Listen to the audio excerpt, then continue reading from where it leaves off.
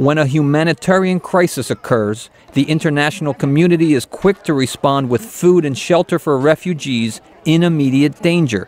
But the United Nations High Commissioner for Refugees, Antonio Guterres, says more needs to be done to protect women and girls. At a meeting with congressional aides, he told the story of a woman who was attacked at a refugee camp in Congo. She was raped by a group of armed men, one after the other, after the other, after the other. At a certain moment, her son, about 18 or 20 years old, she was probably, it's difficult to know the age, maybe about around 50. Her son came and he was shot and killed by the ones that were raping her.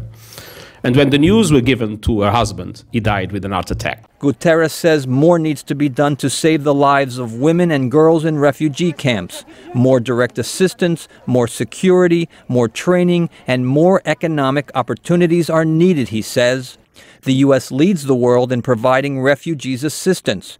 President Obama recently pledged $110 million to help the 2 million Pakistanis who have fled fighting in the country's Swat Valley. But Refugees International President Kenneth Bacon says funding is not keeping up with the scale of the problem. I do think that the displacement and the refugee story is a very universal story that tugs on all our hearts.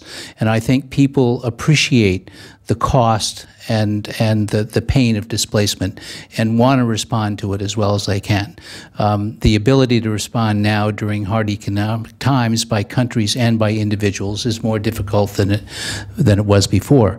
But I think that the desire to do that is still there. The UN High Commissioner for Refugees says there are places like Darfur where the international community's ability to operate is limited. But to be honest, I feel, I wouldn't say skeptical, but very doubtful that there will be any meaningful political progress in the near future. So I think my expectation about Darfur is that things will get clearly worse before they will be able to get better. To protect displaced women and children, he says, the international community must maintain pressure on oppressive regimes and support assistance programs long after the media spotlight has moved on or the immediate crisis has ended.